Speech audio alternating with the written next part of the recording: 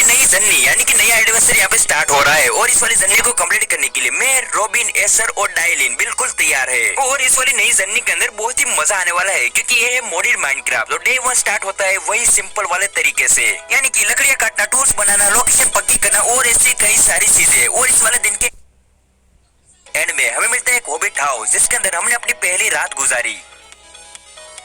तो यही डे 2 और इसके अंदर आपको देखना चाहिए कि हमें मिलता है एक क्रिएट मोड। और आपको पता होगा कि क्रिएट मोड से लोग कितनी स्वेग वाली चीजें बनाते हैं, जैसे कि एक ट्रेन। लेकिन नहीं, क्योंकि डायलिन के लिए एक ट्रेन बनाना बहुत ही नामुमकिन बात थी, इसी वजह से उसने बनाया एक वाटर व्हील। और वो मेड के कपड़ों में आई थिंक मेड हो गया था, क्योंकि डायलिन को ऐसा लग रहा था कि वो इसको घुमा के बिजली बना सकता है। आगे बढ़ते हुए हमने हमारा घर बनाने के लिए एक लोकेशन ढूंढ ली और इस वाली लोकेशन पे एसर काम कर रहा है घर बनाने का, क्योंकि आपको पता है कि एसर बिल्डिंग का बेताज बादशाह है। लेकिन ये वाला घर बिगिनिंग हाउस होने वाला है, यानी कि सिंपल हाउस। डे 3 जिसके अंदर मैं काम स्टार्ट कर रहा हूँ अपने छोटे से घर को बनाने के लिए, वो भी नदी के ठीक बाजू में, क्योंकि मैं अपने घर के विंडो से फिशिंग करना चाहता था। लेकिन रुको, मुझे आपको इससे भी इम्पोर्टेंट बात बतानी है। रॉबिन ने डे 3 के अंदर डायमंड ढूंढ ली है, यानी कि सिर्फ 3 दिन हुए और उसने डायमंड ढूंढ लिए। मुझे इस बात पे अभी भी विश्वास नहीं हो रहा।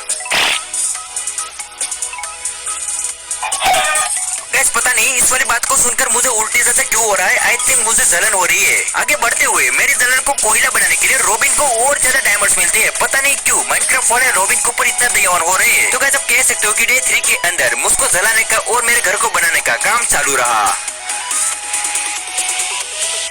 डे 4 जिसके अंदर मैं रॉबिन के पीछे जा रहा हूँ डायमंड्स की माइनिंग करने के लिए। और आपको पता होगा कि ये मॉडिड माइनक्राफ्ट, इसी वजह से आई थिंक इसके अंदर डायमंड्स की माइनिंग करना बहुत ही इजी होगा। तो इस वाली माइनिंग की जगह तक पहुंचने के लिए रॉबिन एक रास्ता बनाता है और उसके पीछे पीछे हम पहुंच जाते हैं उस वाली जगह पे जहाँ पे बहुत सारे मशरूम माइंस है और बहुत सारे श्रूम्स भी थे। और इस वाली जगह पे एक और चीज थी जिसको मैं पहचानता नहीं हूँ। आई थिंक वाली चीज 1.70 के अपडेट में है। और उसके बाद मुझे मिल जाता है डायमंड। मुझे पता था कि इस वाले मॉडिड वर्जन के अंदर डायमंड को कलेक्ट करना बहुत ही इजी होगा। तो इस वाले बहुत सारे डायमंड्स को कलेक्ट करने के बाद मुझे मिलते हैं और बहुत सारे डायमंड्स, यानी कि यहाँ पे चारों तरफ डायमंड्स ही है। डे 5 जिसमें मैं अभी भी केव के अंदर हूँ और इस वाली केव के अंदर मुझे मिलते एक माइंड चेस्ट और इस वाली चेस्ट के अंदर थी लेवल 5 की पावर बुक। और इस वाली बुक को देख के मेरा स्वेग इंटू 100 हो गया। और आगे माइनिंग करते हुए मुझे एक अनएक्सपेक्टेड गेस्ट यानी कि गोब्लिन मेल मिलता है जिसकी आंखें सुख के अंदर घुस गई थी। तो इन अनचाहे मेहमान से मिलने के बाद मैंने इनसे थोड़ी ट्रेडिंग भी कर ली। डे 6 आई थिंक हमारे ऊपर कोई बाबा या फिर भगवान प्रसन्न हो गए हैं, क्योंकि डेलिन ने डे 6 के अंदर एक नेदरराइट पोर्टल बना लिया है। और पता नहीं क्यों इस वाले पोर्टल को बनाने के बाद डेलिन को लग रहा है कि वो एक भगवान बन गया है और वो ब्लेस को मारने के लिए चला जाता है। एंड आई थिंक डेलिन खुशी की वजह से अपना आपा खो बैठा है। आगे डे 6 के अंदर एस ने अपना ब्यूटीफुल हाउस कंप्लीट कर लिया है और ये है डे 7। तो इस वाले वर्ल्ड के अंदर हमने एक सप्ताह कंप्लीट कर लिया है। और पता नहीं कहां से रॉबिन एक एग लेके आया है जो कि पूरा ब्लू और थोड़े धब्बे वाला है। और रॉबिन कह रहा था कि वाला एक ड्रैगन का एग है, तो हमें लगा कि इस वाले एग को हमें रख लेना चाहिए। आगे डायलिन उसके वंडरफुल क्रिएशन का हमें एक डेमो देता है। तो ये है डे 8 से लेकर डे 9 के बीच में। और आपको पता है कि एस ने अपना हाउस कंप्लीट कर लिया है, तो मुझे भी लगा कि मुझे भी अपना हाउस कंप्लीट कर लेना चाहिए। तो इन 2 दिनों के अंदर मैंने अपना पूरा ध्यान इस वाले घर को बनाने में लगाया और ये वाला घर बनने के बाद ठीक ठाक लग रहा है। और इन 2 दिनों के बीच में डायलिन जो क्रिएशन बना रहा था उसके अंदर से एक अनसाइज चीज मिलती है जिसको डायलिन अपना दोस्त बना लेता है। तो आई थिंक मॉडिड माइनक्राफ्ट का एक बॉस है जिसको हराना बहुत ही मुश्किल हो सकता है, इसी वजह से हमने इस वाले बॉस को ऐसे ही छोड़ दिया। तो ये डे 10 और इस वाले दिन के अंदर डायलिन जिस चीज पे काम कर रहा था उसने वो फाइनली बना लिया है। और इस वाली चीज का डेमो देने के लिए वो एक एग्जीबिशन भी रखता है। तो सबसे पहले इस वाली मशीन को स्टार्ट करने के लिए डायलिन एक चीज को स्मेल्ट करने के लिए रखता है। और इस वाली चीज को स्मेल्ट करने के तुरंत ही बाद ये वाला मशीन स्टार्ट हो जाता है और सारी चीजें एक एक करके बीच में जमा होने लगती है। लेकिन हम तीनों के लिए इन चीजों को ऐसे बिहेव करते हुए मानना बहुत ही इम्पॉसिबल था। बट ये तो कुछ भी नहीं था क्योंकि अभी पूरी पिक्चर तो बाकी थी। तो धीरे धीरे ये सारे पार्ट्स एक जगह पे जमा होना स्टार्ट हो जाते हैं और उसके बाद एक दूसरे में मिलके एक गोला बना लेते हैं। तो इन सारी चीजों को देख के हम तीनों को तीनों बहुत ही शौक गए। और उसके बाद डायलिन हमें समझाता है कि ये है क्रशिंग मशीन जिसके अंदर जो भी डालोगे वो डबल हो जाएगा। यानी कि अगर हम इसके अंदर डॉट्स को क्रश करते हैं और उसको क्रश करते हैं या फिर किसी और चीज को क्रश करते हैं तो देखते देखते डबल हो जाएगी। तो इसको देख के आप कह सकते हो केवल इस चीज हमारे लिए वरदान से कम नहीं और डायलिन हमारे लिए भगवान से कम नहीं। मैंने डे 11 को अपने घर के इश्यू को फिक्स करने में बिता दिया। मैं अपने घर के दूसरे फ्लोर पे नहीं जा पा रहा था क्योंकि मैंने अपनी सीढ़ियों के बीच में बना ली थी एक छत, और इसी की वजह से मैंने बनाया एक एलिवेटर ब्लॉक। तो इस वाली लिफ्ट को यूज करने के लिए हमें इस वाले एलिवेटर ब्लॉक के ऊपर जंप करना होगा, और इसी की वजह से हम ऊपर और नीचे जा सकते हैं। डे 12 जो की बहुत ही बढ़िया दिन है, और रॉबिन ने अपने घर का काम स्टार्ट कर दिया है, और मैं आपको बता देता हूँ कि वाला घर बहुत ही बढ़िया बनने वाला है। तो ये डे 30 और इस वाले दिन में मैंने हमारा फार्म को बनाने का काम स्टार्ट किया क्योंकि हम सबको बहुत ही भूख लग रही थी, और हम सबकी भूख मिटाने के लिए हमें थोड़े कॉप्स की जरूरत है, वरना हम भूख के मारे मर जाएंगे। तो मैंने इस वाले छोटे से लेकिन बहुत ही यूजफुल फार्म को बना लिया। आगे डेलिन अपने मशीन पे एक चीज बना रहा है जो कि हमारे बहुत ही काम में आने वाली है। थोड़ी देर के बाद ये मोड कंप्लीट हो जाता है और इसको टेस्ट करने का वक्त आ गया है। डे 40 जो कि बहुत ही बोरिंग पना के साथ स्टार्ट होता है क्योंकि मुझे मिलता है एक एन्चेंटिंग टेबल, और इसकी वजह से मुझे काम करना पड़ता है एक एन्चेंटिंग रूम पे। और सच बताओ तो इस वाली रूम को मुझे नहीं बनाना था क्योंकि आपको पता ही है कि बिल्डिंग के काम में एसर और रॉबिन से अच्छा कोई भी नहीं है, लेकिन फिर भी मैंने इस वाली रूम में एक पेंटिंग लगा दी जो कि दिखने में ठीक ठाक लग रही है। डे 15 तो रोज बरोज के काम की थकान को दूर करने के लिए मैंने और रॉबिन ने डांसिंग कॉम्पिटिशन करने के लिए डिसाइड किया, और रॉबिन लेकर आता है एक जुक बॉक्स, और इसकी ट्यून सुन के मैं अपने आप को रोक नहीं पाया।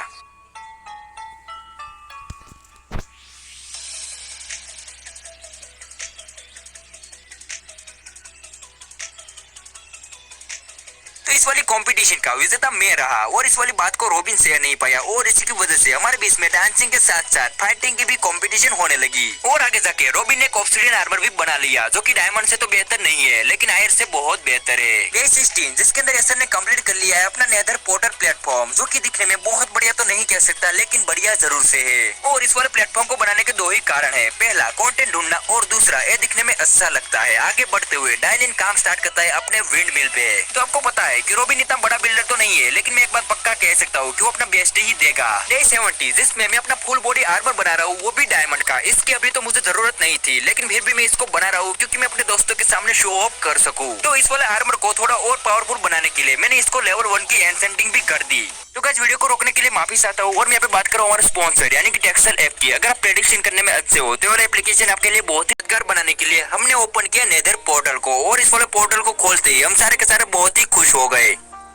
डे 19 जिसमें मैंने सोचा नहीं था वैसा हो जाता है। डेलिन कंप्लीट कर लेता है अपनी बड़ी सी वाइन मिल का काम, और इस वाली चीज को घूमते हुए मैं एकदम से सौंक जाता हूँ। तो अब वक्त आ गया है थोड़ा काम करने का, वो भी छोटे से रेलवे पे, जो कि होने वाली है मेन एरिया से लेकर रॉबिन के हाउस तक। बट इस वाले काम को करने में रॉबिन हमें ना कह देता है क्योंकि वो अपने आप से इस वाले काम को करना चाहता था। तो यही डे 20 से लेकर डे 22 जिसमें मैं थोड़े मोड्स को देख रहा हूँ, और यहाँ पे मुझे एक बहुत ही बेहतरीन मोड मिलता है, और आपको पता ना हो तो बता दो, मुझे बर्ड्स बहुत ही पसंद है। तो बेसिकली मैं यहाँ पे बनाता हूँ एक बर्ड्स एनालाइजर, जिसके अंदर मैं कोई भी बर्ड्स का एग रखूंगा तो मेरे लिए वो बर्ड्स बना देगा, यानी कि वो बर्ड मेरा पेट बन जाएगा। तो इस वाले एनालाइजर को बनाने के बाद मैं निकल पड़ता हूँ बर्ड्स के एग को कलेक्ट करने के लिए, वो भी उसके माले के पास। और इन एग को कलेक्ट करने के बाद मैं एक बर्ड केस और एक इंक्यूबेटर भी बनाता हूँ। तो इनको बनाने के बाद मैं यहाँ पे पूरा तैयार हूँ एक बर्ड मास्टर बनने के लिए। तो घर जाके मैं एक ऑस्ट्रिच बनाता हूँ, और इसी के बीच में रॉबिन घर पे आ जाता है and he fuck up my ostrich. Robin मेरे प्यारे से ऑस्ट्रिच को अपना बनाना चाहता था, और इसकी वजह से वो उसको लेके भाग रहा था, लेकिन फिर भी मेरा ऑस्ट्रिच मेरे पास वापस आ जाता है। और इस वाले ऑस्ट्रिच को देख के और इसका प्यार देख के मैं एक ही चीज कह सकता हूँ, ब्यूटीफुल। लेकिन रॉबिन के प्यार को ठुकराने के बाद उसका दिमाग छटक गया, और वो एक बोर्ड को अपना ऑस्ट्रिच मानने लगा और उसके साथ हैप्पीली रहने लगा। तो ये थी एक हैप्पी एंडिंग। आगे इन दिनों के बीच में बाकी के लोग यानी कि डायलिंग बना रहा है एक फैन, एंड एसर अभी भी अपने रेलवे के काम में पड़ा हुआ है। तो ये है डे 23 जिसके अंदर मैं जाना था नेदरराइट के अंदर, लेकिन हमारे दूसरे स्क्वाडमेट यानी कि एसर को अपने रेलवे बिल्ड में थोड़ा काम था, और इसी की वजह से हमने नेदर में जाना बंद रखा।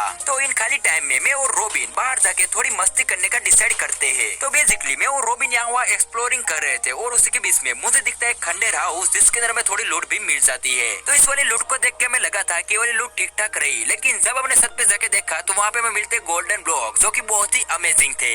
डे 24 जिसमें एसर ने कंप्लीट कर लिया अपने रेलवे का काम, और अब हम रेडी है नेदर पोर्टल के अंदर जाने के लिए। तो नेदर के अंदर जाने के लिए हमने पूरे दिन प्रिपरेशन की, यानी कि हमने आर्मर बनाए, टूल्स बनाए, और थोड़ी और चीजें भी बना ली। एंड हमारे सारे बॉयज बहुत ही क्यूट लग रहे थे। तो डे 25 से लेकर डे 30 तक हम सभी नेदर के अंदर।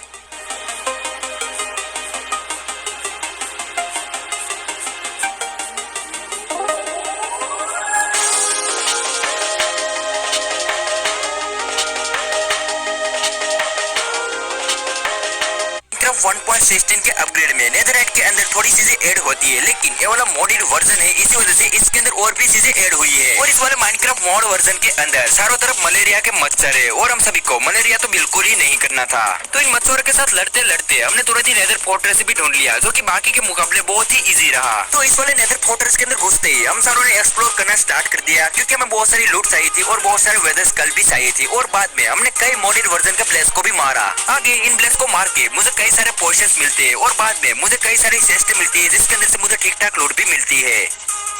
थोड़ी देर के बाद हमें मिलता है एक नेदर टेंपल, यानी कि आपको पता होगा कि डेजर्ट टेंपल होता है व्हाइट, लेकिन ये वाला टेंपल होता है ब्लैक। तो इस नेदर टेंपल के अंदर कई सारी ट्रैप चेस्ट भी है और अगर हमने इसको खोला तो हम गए काम से। और तो और इस वाले ट्रैप चेस्ट से भी ज्यादा इस वाले टेंपल के अंदर घुसना उससे भी बड़ा मुश्किल काम था। तो उस वाले टेंपल के अंदर हमें थोड़ी बहुत ठीक ठाक लूट मिल जाती है और उसके बाद हमें मिलता है एक माइन शेफ्ट, यानी कि नेदर माइन शेफ्ट। तो इस वाले माइन शेफ्ट के अंदर चारों तरफ आग लगी हुई थी और उसको बुझाते बुझाते हम सभी आगे बढ़ते रहे और इस वाले माइन शेफ्ट को एक्सप्लोर करते रहे। थोड़ी देर के बाद हम फाइनली घर की तरफ वापस मुड़ते हैं और ये वाला रास्ता बहुत ही मुश्किल और लंबा होने वाला है। तो आप कह सकते हो कि हमने नेदरराइट के अंदर बहुत ही लंबे दिन लेकिन बहुत ही बढ़िया दिन बिताए। डे 31 जिसमें डायलिन एक बहुत ही बड़ी जगह और बहुत ही ऊंची जगह बनाता है और इस वाली जगह पे वो रख देता है एक ड्रैगन का एग। और आई थिंक डायलिन ने जानता था कि ड्रैगन को अपने एग में से निकलने के लिए उसी जगह पे रखना पड़ता है। और थोड़ी देर के बाद आप सच नहीं मानोगे कि उस वाले अंडे में से सच में एक ड्रैगन निकल जाता है और ये वाला ड्रैगन इस वाले बड़े से खूबसूरत आसमान के नीचे बहुत ही बढ़िया टाइम पास कर रहा है। तो यही डे 32 और इस वाले दिन में ऐसा रहा मुझे कहता है कि मैंने जो एन्चेंटिंग रूम बनाई थी वो बहुत ही बेकार लग रही है। और ये वाली बात मैं भी मानता हूँ, क्योंकि ऐसा बहुत ही थोड़ी इंप्रूवमेंट करता है और थोड़े बुक शेल्फ भी लगाता है और इसी की वजह से हम लेवल 6 की एन्चेंटिंग भी कर सकते हैं। और बाद में हम सभी जाते हैं एंडरमैन की हंटिंग करने के लिए, क्योंकि हमें चाहिए थी आई ऑफ एंडर, वो भी एंड पोर्टल के अंदर जाने के लिए। डे 33 तो आपको पता ही होगा कि मैंने ठान लिया था कि मैं एक बहुत ही बड़ा बर्ड मास्टर बनूंगा और इस वाले सपने को पूरा करने के लिए मैं पकड़ के लाया था एक ऑस्ट्रिच। और आज इस वाले ऑस्ट्रिच को देख के मेरी आंखें भर आई, क्योंकि वाला ऑस्ट्रिच पहले से कई ज्यादा ब्यूटीफुल, कई ज्यादा रंग बिरंगी और कई ज्यादा बड़ा भी लग रहा है। लेकिन दुख की बात तो ये है कि अब मैं इसको अपने हाथ में उठा नहीं सकता। आगे बढ़ते हुए हमने एक एंडर आई पकड़ी थी और इस वाली एंडर आई को एसर ने बहुत सारी बना ली, वो भी डायलिन की मशीन के अंदर। तो आप कह सकते हो कि डायलिन की वाली मशीन हमारे बहुत ही काम में आ रही थी। और उसके बाद डायलिन ने एक और मशीन बना ली जिसका नाम क्या है और ये क्या करती है ये हमें नहीं पता।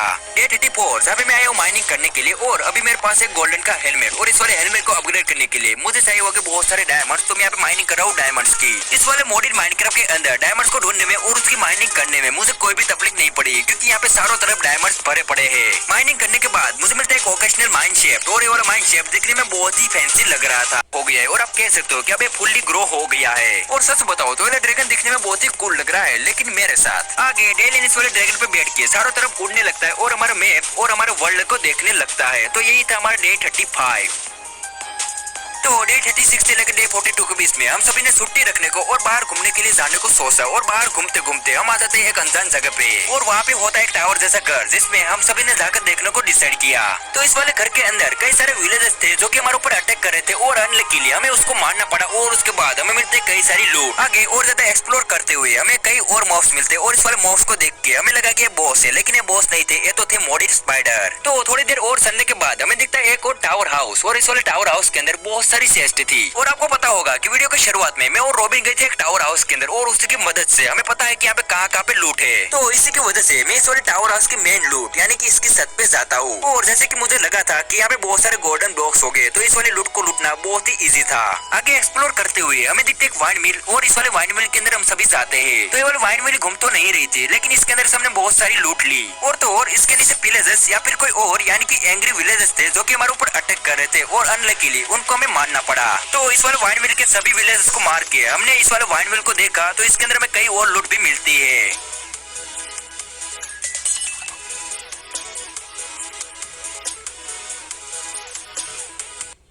थी तो इस वाली कुएं जैसी जगह में जब हम जंप मारते थे तो इस वाली जगह से वापस अपने आप उड़ के बाहर आ जाते थे। और इसके बाद हमारी छुट्टियों को और मजेदार बनाने के लिए हमने विलेज में मस्ती की और सारे विलेजर्स की नींद को उड़ा दिया। तो गाइस ऐसे डे 36 से लेकर डे 42 खत्म होते हैं।